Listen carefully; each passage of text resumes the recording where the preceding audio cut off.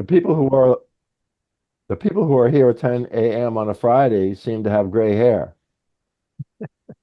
All right, we'll get started now. Hopefully everybody's getting on.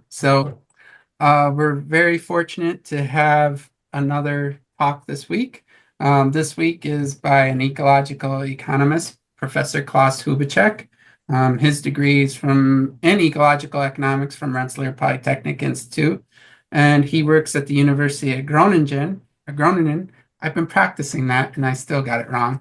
With a research focus on conceptualizing, modeling the interaction between human and environmental systems and developing and modeling scenarios of future change. He has quite an extensive research publication list, all centered around ecological economics. So we're very grateful to him today. And with that, we'll turn it over to you, Klaus. Thank you. Hi, thanks for the introduction and nice to see so many familiar faces. So let me start with the slides. So I hope you all see the slides. I can't see you anymore. If you have questions or if I'm too fast or whatever, let me know. Otherwise, I just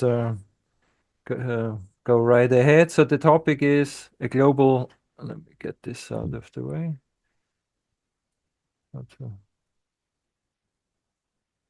Well, doesn't work. Anyway, so global value chain perspective. Um, I can't move this thing out of the way, this black bar. You know how to, oh, there you go. Now we are talking.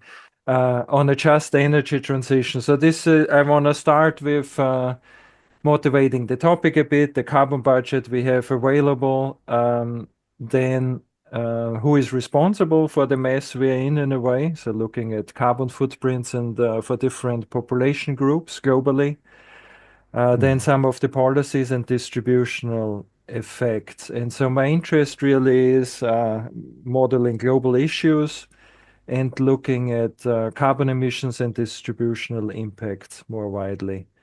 So let me start with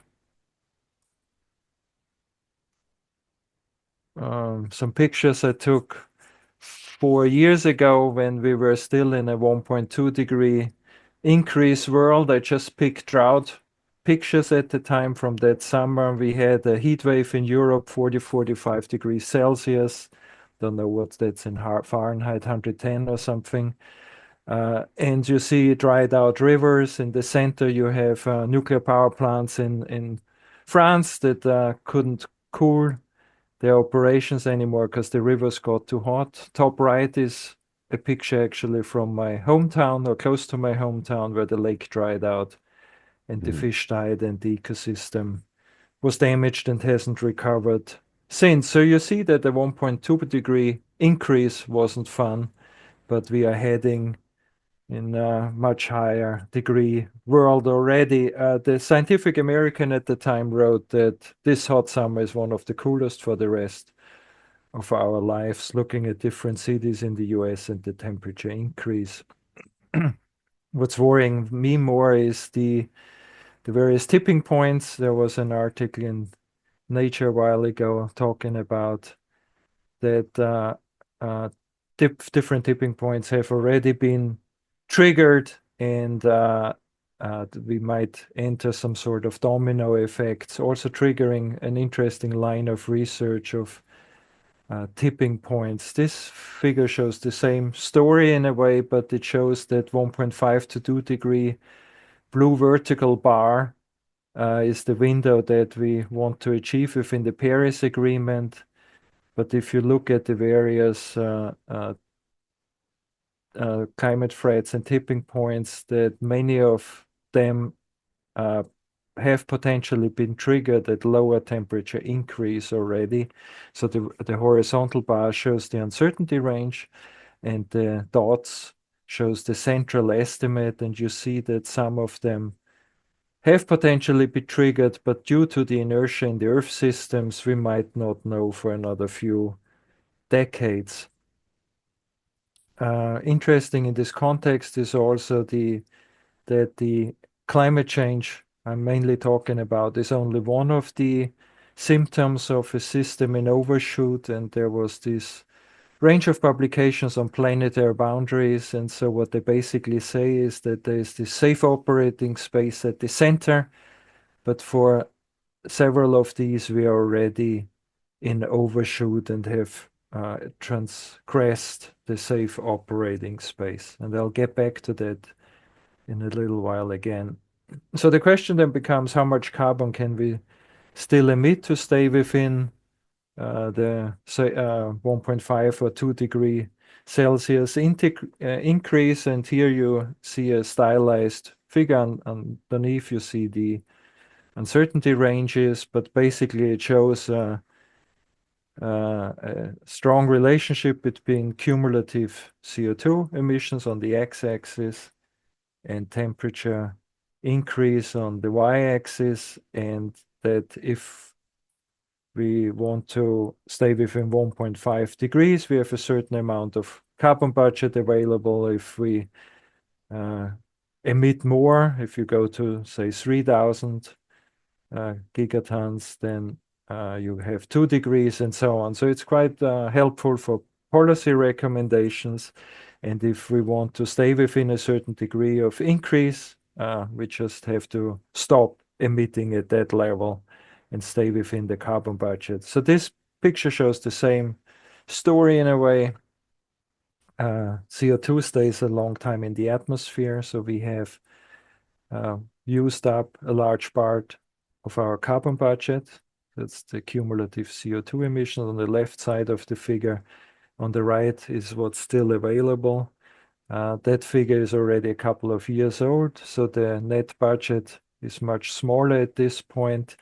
And you see that we emit about 40 gigatons every year, and that now the net budget remaining is less than 200 gigatons according to a publication this year, not counting for inertia and so on. But within a couple of years, basically, we use up our carbon budget. And so what we came up with in the policy discourse is this agreements on net zero, which is here. So we have a stylized black curve towards zero. And obviously, we are not on the quickest way down there. So we have emissions that are above this line. And what we have to do is, with any emissions that are above, we have to then suck out of the atmosphere, either through technology or afforestation and so on. So these so-called negative emissions. And the more we emit today or stay above this line, the more we have to suck up later, which has implications on land use and food prices and so on. The problem really is this area up here. Even the Paris Agreement goals are nowhere near getting us that line towards net zero anytime soon. A recent paper of ours where we looked at the Copenhagen Accord shows that we haven't achieved the goals that for that plan, and we are nowhere near the Paris Agreement goals at this point. And what this whole net zero business and negative emissions also ignores is irreversibility. We just assume that we can suck out emissions from the atmosphere without, and that's why I showed the tipping point figures before, without reaching those tipping points before and ignoring irreversibility in the system. And so this figure then shows that the longer we wait, the higher the decarbonization rate that we have to achieve. In the early 2000s, we could have done with a relative convenient decarbonization rate of 2.5% per year. Now we are more than 10% that's required to stay within the goals that we have agreed to. So 10% is almost twice as much of what we achieved during Corona. Corona, we had a 6% decline. And you all remember what Corona meant. No flying, no eating out, no even going to work. Everything was online. And so that helped us to achieve a 6% reduction, but even that is not sufficient at this point. So the question then is how to account for global carbon emissions, especially given global supply chains, right? So here, for example, you see a relatively simple product, the electric toothbrush, which even such a simple product is made from 40 different components that are produced around the world. And so you see, for example, the copper coils come from China, Shenzhen in the south, then nickel cadmium cells from Japan, and so on. And each of those components has carbon emissions to produce those. In the old days, we only talked about production-based or territorial emissions. So the emissions from the copper coil productions were allocated to China. The emissions from nickel cadmium cells were allocated to Japan, and so on. In the consumption-based approach, which was prominently introduced in the last IPCC report, and which is much of my research, we allocate all these carbon emissions along the global value chain to the place of final consumption.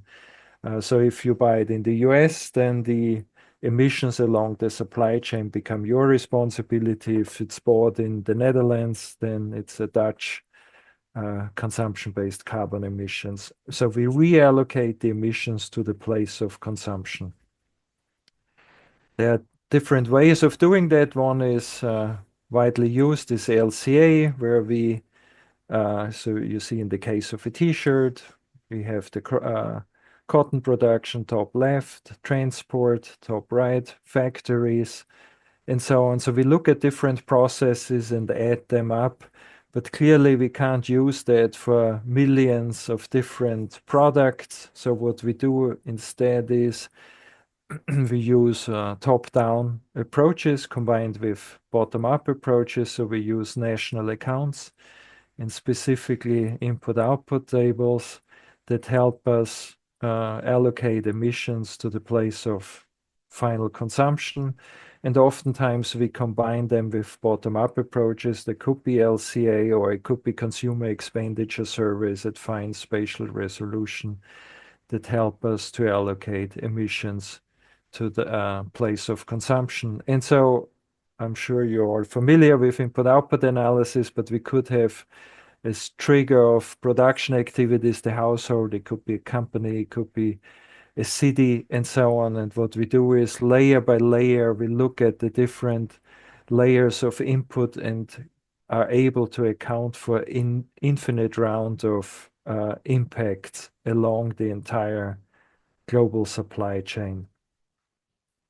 So here we have an MRAO, a heat map of a multi-regional input-output table from Manfred Lenzen, and it shows basically it's a gigantic database that links sectors in one country to all other sectors in all other countries of the world. So we have nowadays, here's an overview of various multi-regional input-output databases that differ in terms of spatial country resolution, sectoral resolution in terms of the time span they have. So EORA, for example, has now 187 countries and exists from 1990 onwards.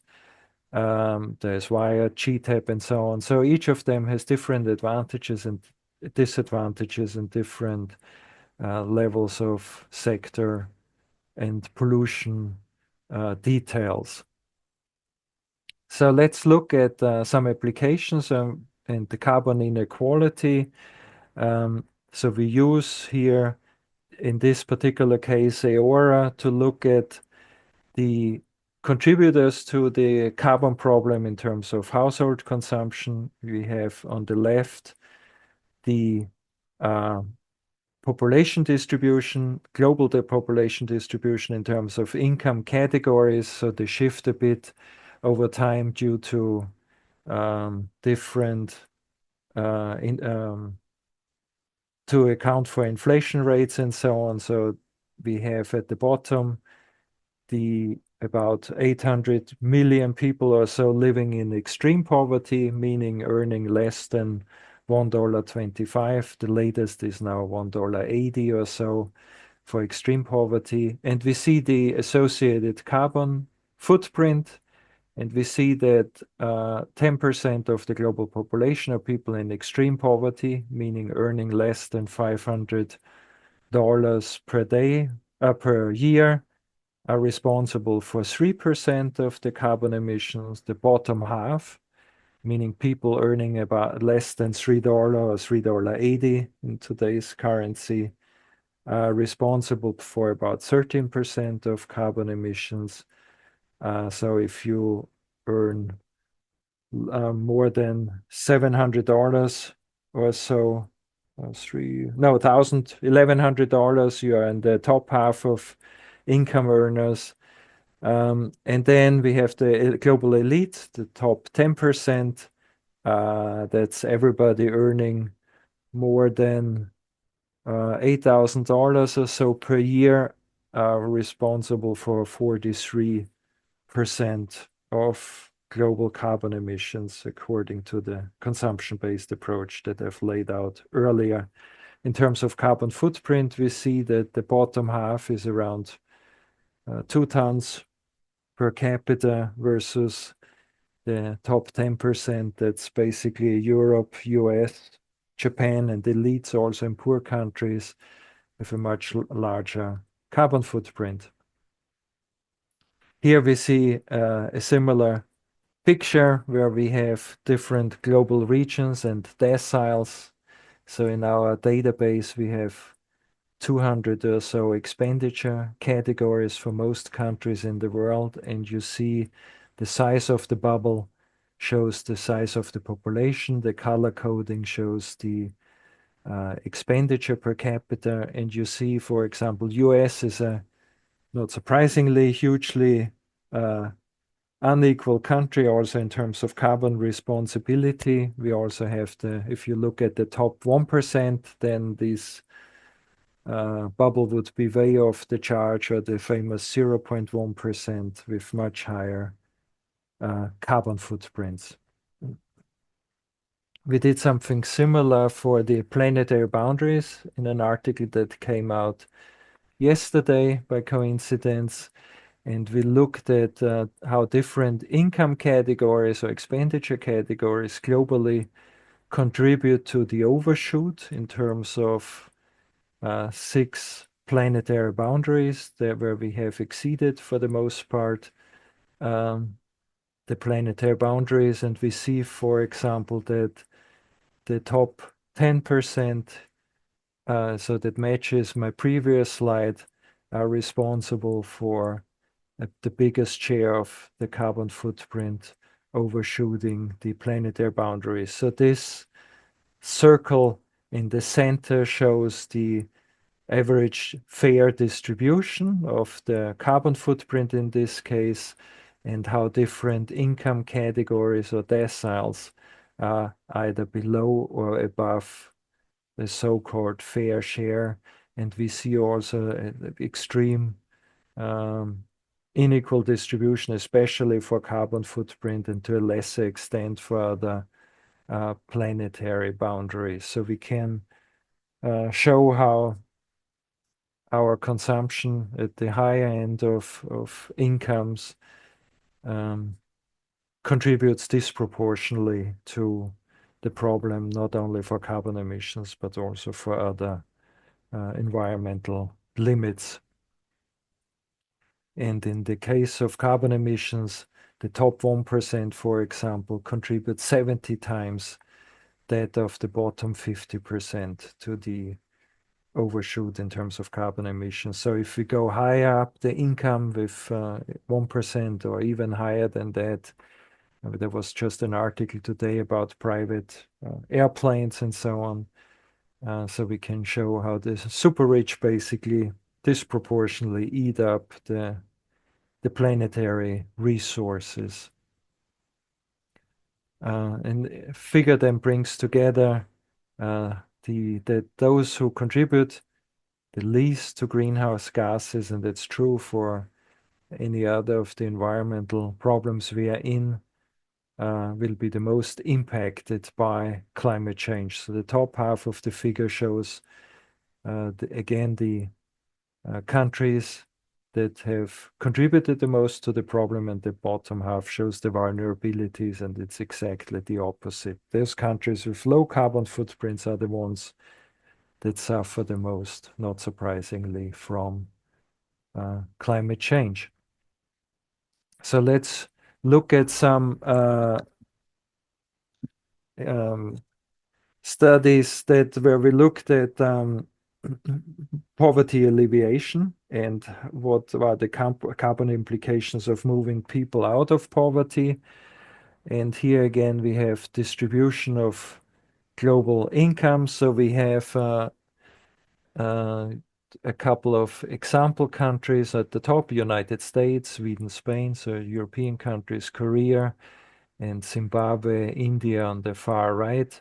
And we have global deciles. So we have global income distribution and within country distribution. And you see, for example, that the US, even the poorest 10%, in the top 20% of global distribution.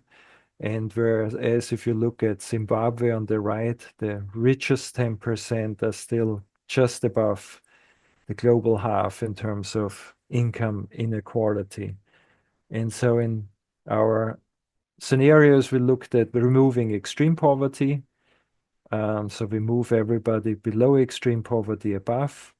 And then we had a second scenario, moving everyone to a living wage. So we move people below $3.80 income above that, and see then what, with that kind of income and consumption patterns, what would be the carbon implications. So in other words, we were interested in asking, can we afford, from a carbon point of view and Paris Agreement point of view, afford the other SDGs, which is, for example, SDG 1, remove extreme poverty and provide living wages for a large part of the global population.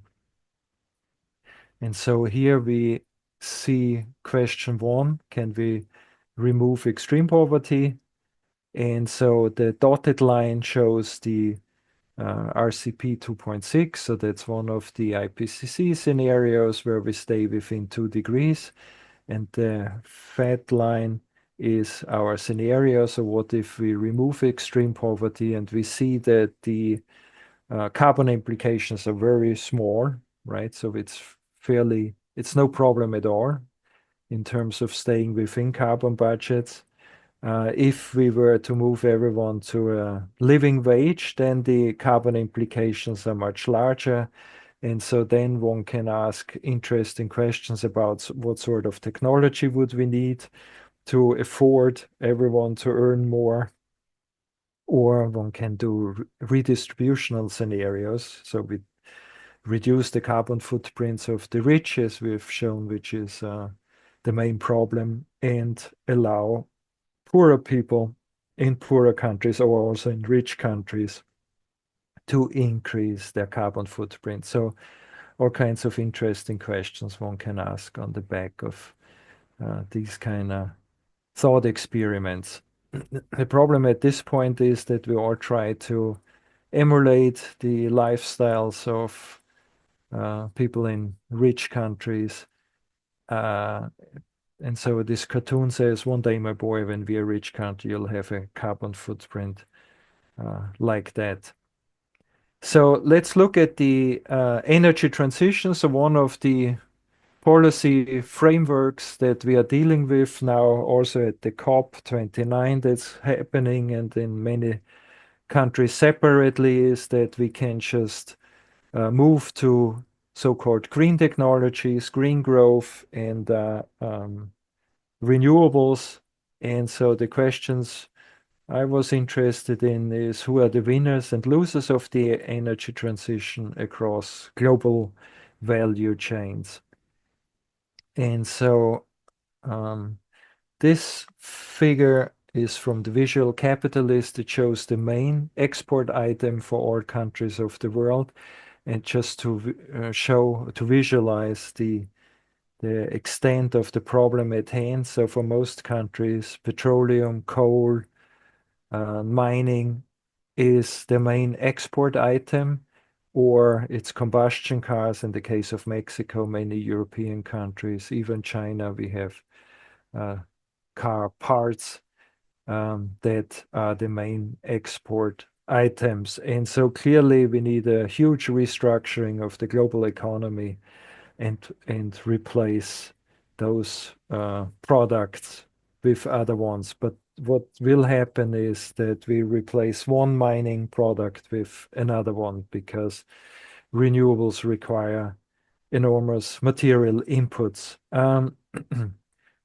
But I don't want to go more detail into that. So here we looked at what are the job effects of the energy transition, an article we published earlier this year in Ecological Economics. And so what you see here is the job gains of 100% renewable scenario for the EU. On the left, we see the job gains so we did it in different time steps towards 100% renewable scenario by 2050, in line with the EU's Green Deal decarbonization goals. And so we see the job gains for renewables in terms of capital investment, as well as operation and maintenance, and also job losses from the fossil fuel related sectors. And so we see enormous gains.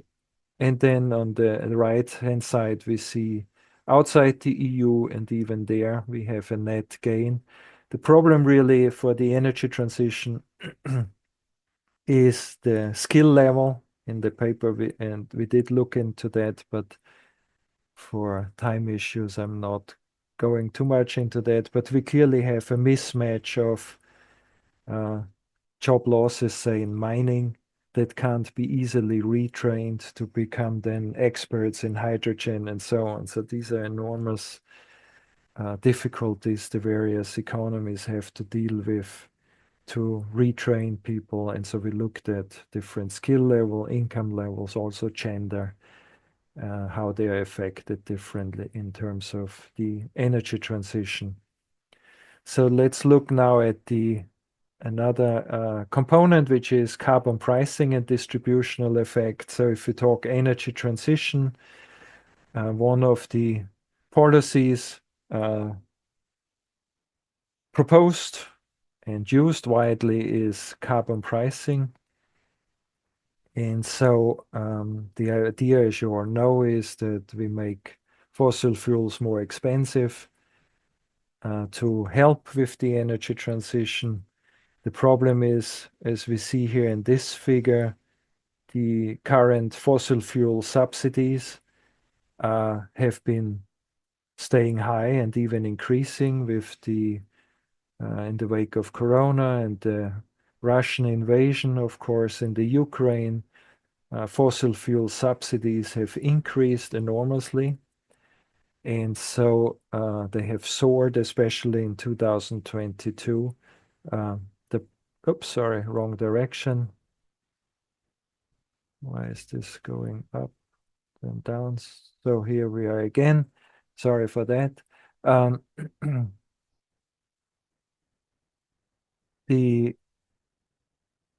In our research, we found that the increases from fossil fuel subsidies offset more than 3 times the mitigation that is achieved by carbon pricing. So we have globally, many countries have already some sort of carbon pricing, carbon taxes. In Europe, we have the ETS, the trading scheme. Indonesia is just starting. China has a carbon trading scheme and so on. But the prices are very low in most countries, and they are more than offset, as we found, through this fossil fuel subsidies. And as we show also in our research, these subsidies disproportionately benefit rich households. So there is a redistribution from poor households to rich households through carbon subsidies. Then recently we looked into the EU's framework, the EU Green Deal, especially the land implications and also what that means in terms of carbon emissions. So the idea of the Green Deal is to help with the decarbonization and cleaning up the environment basically within the EU. But we wanted to know what are the spillover effects of the Green Deal. What does it mean if we increase afforestation, for example? If we increase organic agriculture, which of course we are strongly in favor of. But where is the food coming from that is less produced within the EU? And what does it mean then for the rest of the world if we apply supply chain thinking and increase food production elsewhere? And so one impact is potentially an increase in deforestation. So we looked at land demand of the Green Deal and outsourcing production from the EU to other countries.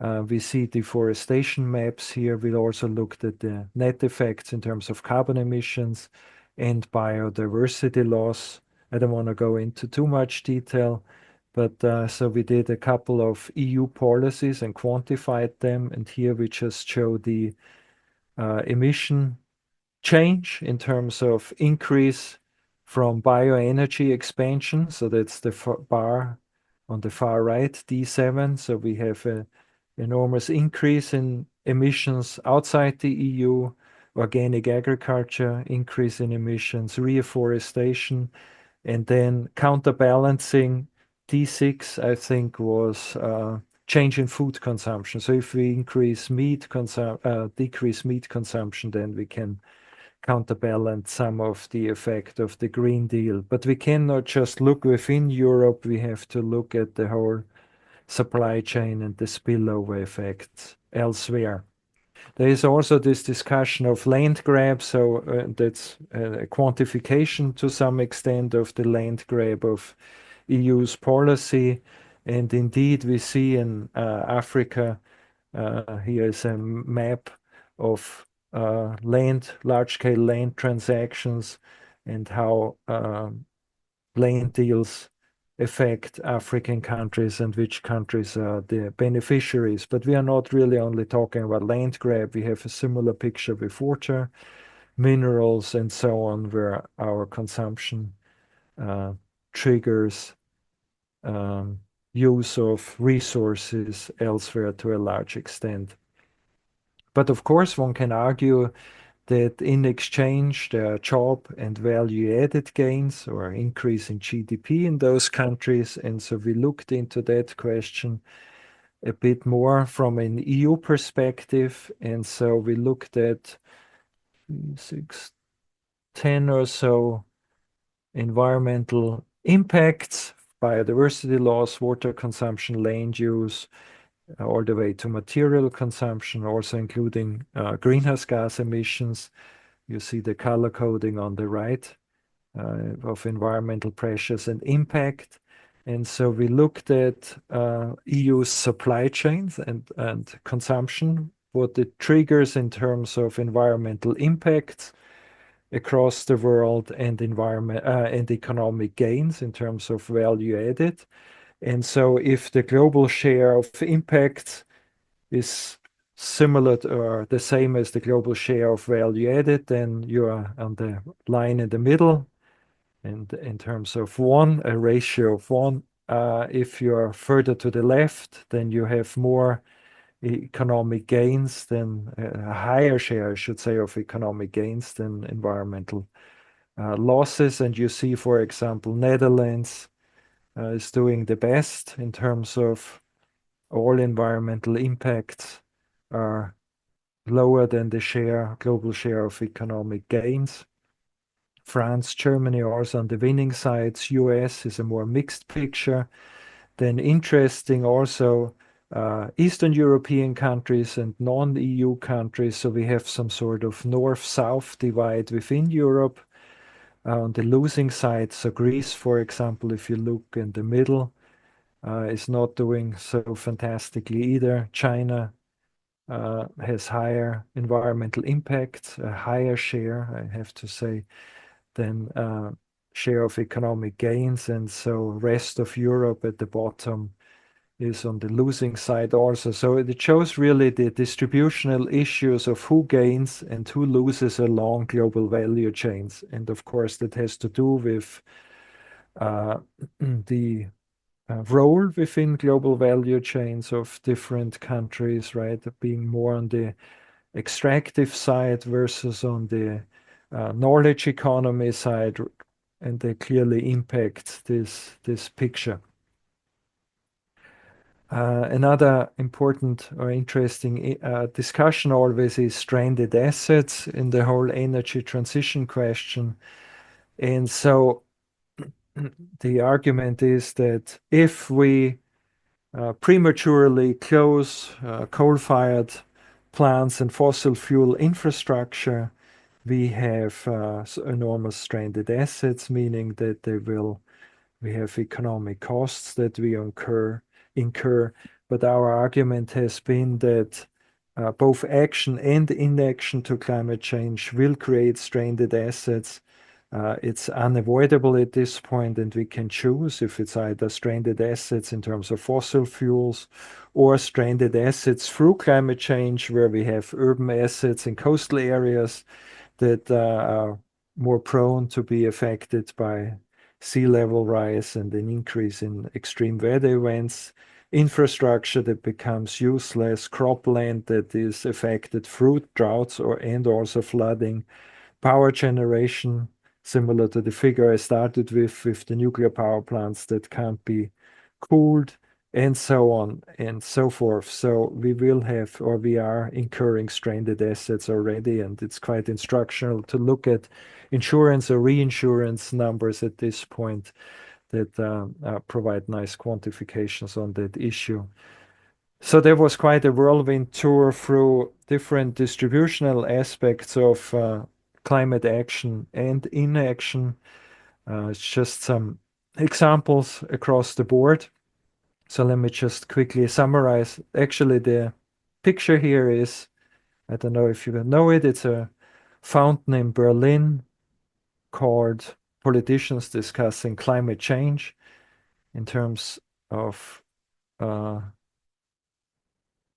my presentation, I started with 1.2 degree world that wasn't much fun already, and the statement by the Scientific American that the last hot summer was the coolest for the rest of our lives. Then I talked about responsibility, the carbon budget we have available, and how not only carbon budget, but also other planetary boundaries, how the high income groups are mainly responsible for the problem we are in. Yet the vulnerabilities on the other side of the north-south divide, that the most vulnerable have the least responsibility, that we require supply chain thinking to see the spillover effects, especially, for example, the Green Deal, Europe's Green Deal we looked at specifically, and that I argued a bit that climate change should also always have the poorest in mind, that we'll need to look at income inequality and climate impacts and policies at the same time. And I provided some examples on that. And with that, I stop sharing and stop the presentation.